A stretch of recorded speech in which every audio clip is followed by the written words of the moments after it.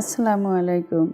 I am Dr. Oshunara Khatun, Associate Professor of Gynae and Obs in Akiz Attin Medical College, Khulna.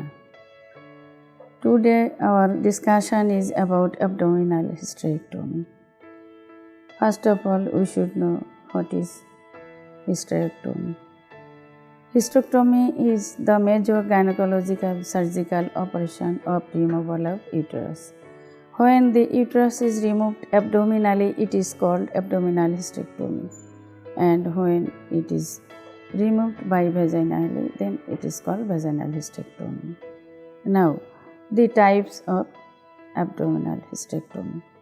Depending upon the extent of removal of the uterus and adjacent structures, the following types are described.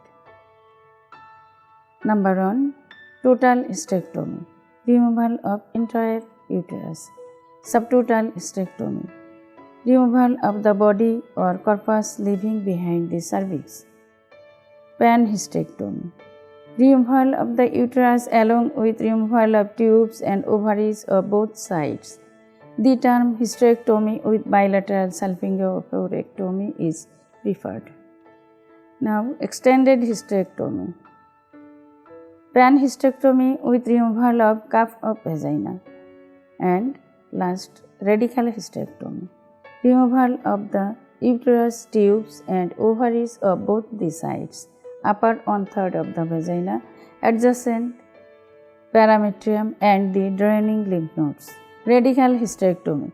Removal of the uterus, tubes and ovaries of both the sides, upper 1/3 of vagina, adjacent parametrium and the draining lymph nodes of the cervix.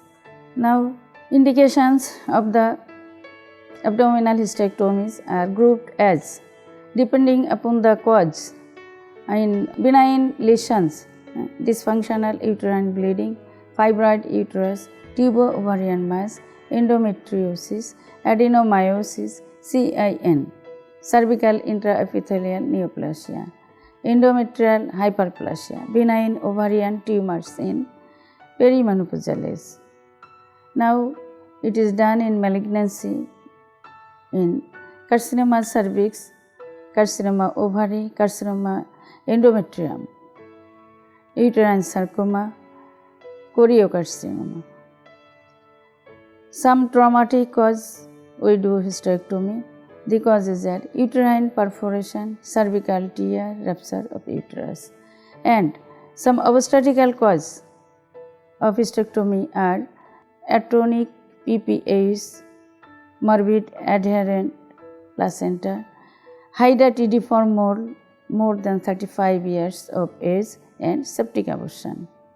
Depending upon the extent of tissue removal, the indications of hysterectomies are: in total hysterectomy is done in dysfunctional uterine bleeding, uterine fibroid, tubo-ovarian mass, endometriosis, and this. And in subtotal hysterectomy is done due to endometriosis, difficult tubo-ovarian mass, obstetric causes. In panhysterectomy is done indications for total hysterectomy in perimenopausal age. Extended hysterectomy is done in carcinoma endometrium, and radical hysterectomy is done in carcinoma cervix stage 1 and 2. Now, here some considerations of hysterectomy.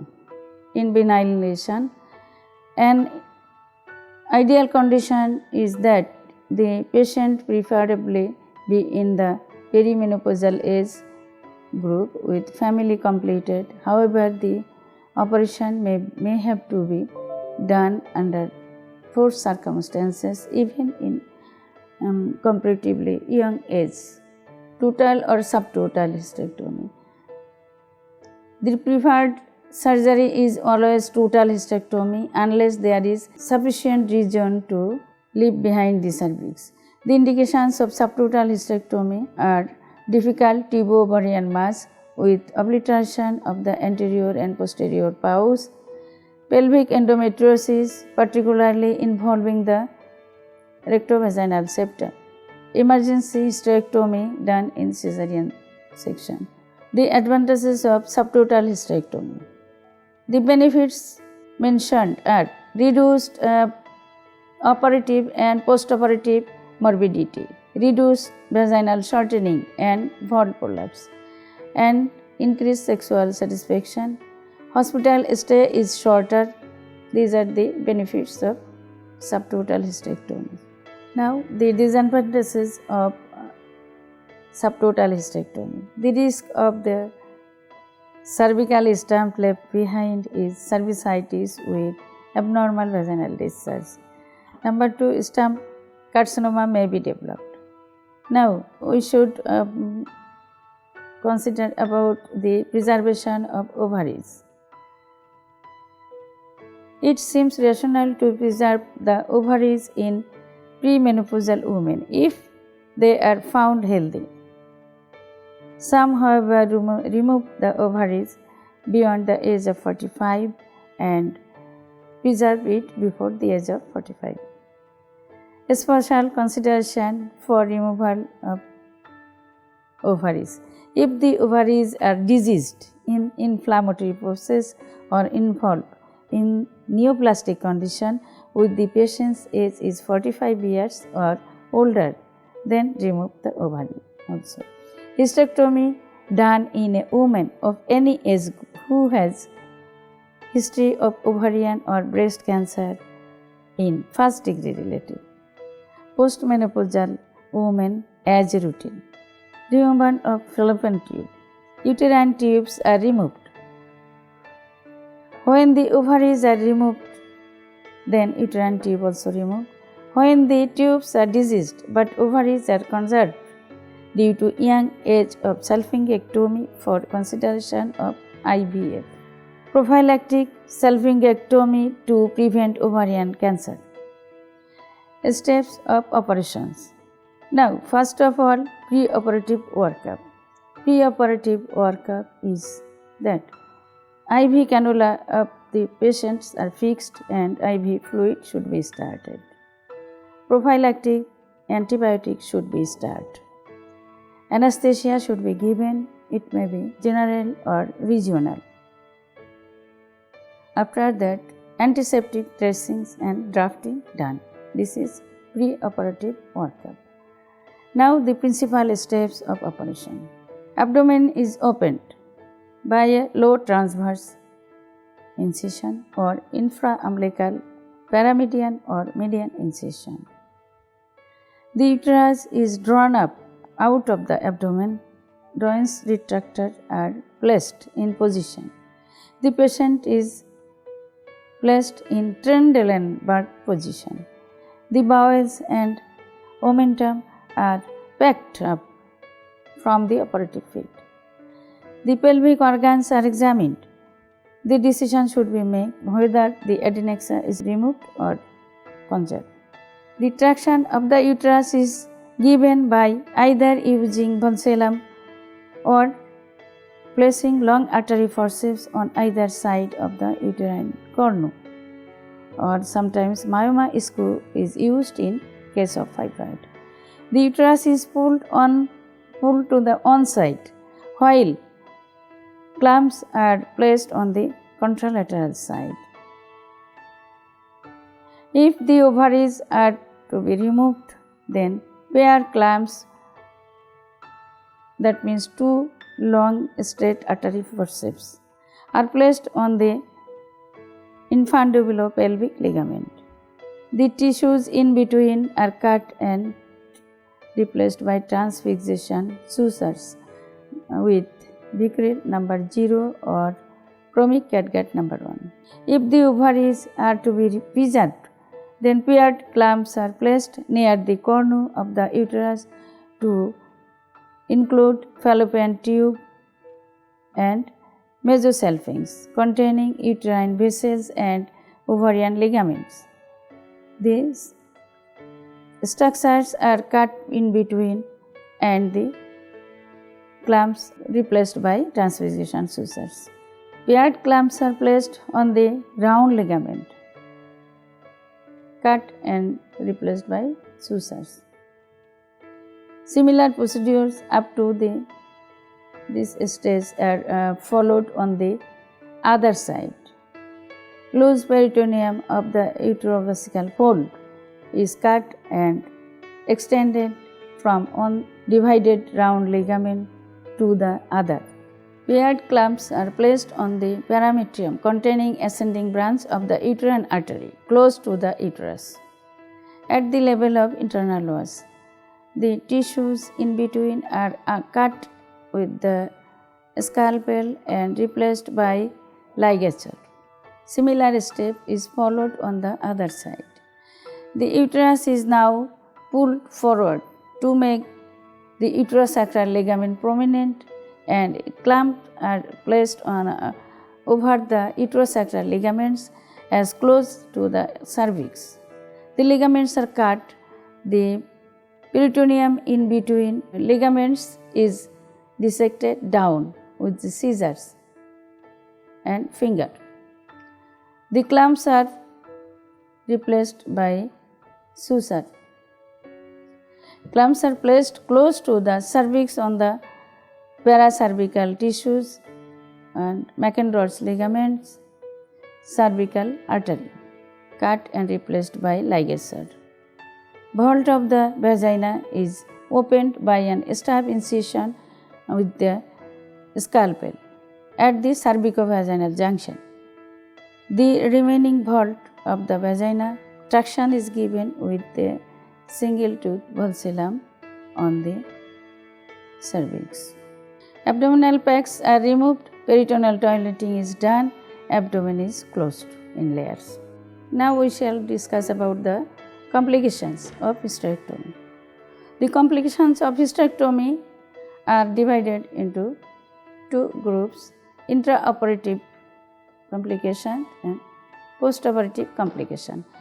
Intraoperative complications are as hemorrhage, visceral injury like intestine, bladder and ureter.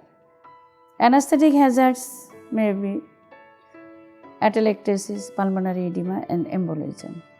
Postoperative complications. Postoperative complications are grouped as immediate, late and remote.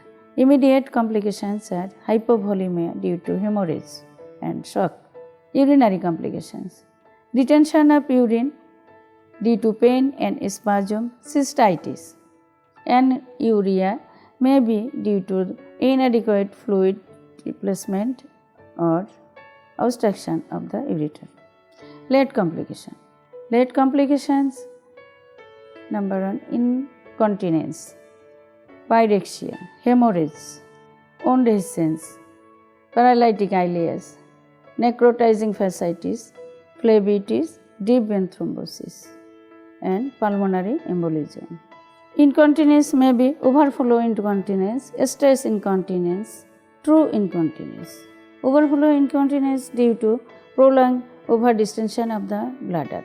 Stress incontinence due to prolonged catheterization. True incontinence, if occurs immediately after operation, it is caused by injury to the bladder or ureter. 7 to 14 days after operation is due to the sloughing and necrosis either of the bladder or ureters. Pyrexia. Pyrexia due to cystitis, abdominal wound infection, vault cellulitis, thrombophlebitis, pulmonary infection or atelectasis or pneumonia or peritonitis. Now hemorrhage. Hemorrhage may be primary or secondary. Primary hemorrhage is due to the slipping of the ligature, usually that of the vaginal angle. Hemostasis can be achieved by the vaginal route under general anesthesia. Secondary hemorrhage. This type of hemorrhage occurs between 7 to 14 days after operation and is due to sepsis. Bleeding source may be from the vault or internally from the sloughing uterine vessels or ovarian artery.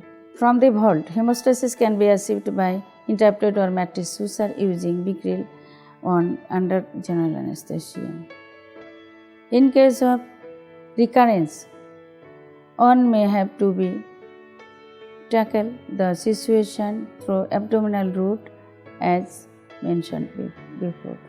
Intraperitoneal hemorrhage, which is fortunately rare. Laparotomy has to be done. Wound dehiscence. Wound dehiscence is seen commonly with vertical incision.